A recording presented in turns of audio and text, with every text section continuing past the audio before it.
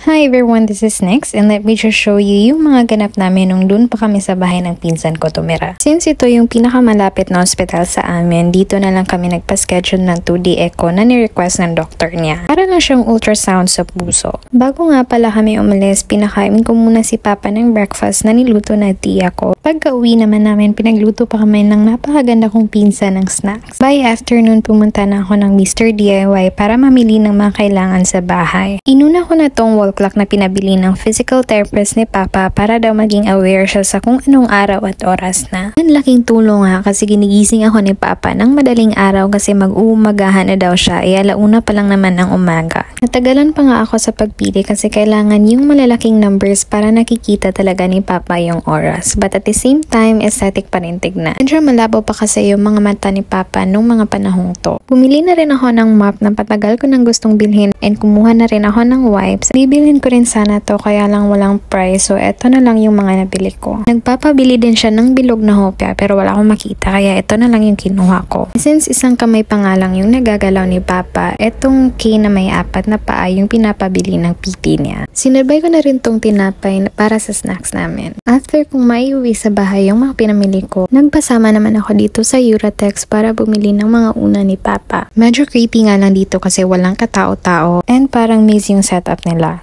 Sobrang daming pagpipilian dito pero buti na lang at may kasama ako dahil mas madaling pumili pag may kasama ka. Ito na nga yung napili ko para sa una ni Papa. Gusto ko rin sanang bilhin to dahil need talagang i-elevate yung ulo ni Papa pati na rin to pero medyo pricey siya kaya magpapagawa na lang kami. Bumili rin ako ng malaking hotdog and ngayon ko lang nalaman na bolster pala yung tawag dito. We then proceeded sa counter para magbayad. Ganito yung itsura ng counter nila and may kailangan kang pirmahan bago magbayad. Pagkatapos ay nag-grocery na rin kami para pangkonsumo sa bahay. Kumain na rin kami dito sa Theology Cafe. Treat ko na rin to sa kanya dahil nag-promise ako na ililibre ko siya kapag nakasweldo na ako. And after ko matreat yung parents ko, pero nakapag-resign na ako sa work and all but hindi ko pa rin siya nalilibre. Last minute na nga nung pumasok kami kasi magsasara na pala sila but buti na lang in-entertain pa rin nila kami. Chicken and carbonara lang yung in-order namin. And sobrang sarap talaga ng pagkain. Todo chika din ako to catch up kasi ngayon lang ulit kami nagkita simula nung nag-work ako. Deserve nito kasi grabe yung support niya sa akin nung nag-a-apply pa lang ako and now na wala na akong work, tumutulong pa din siya. Gabi-gabi minamasahin niya si Papa pagka uwi niya galing school.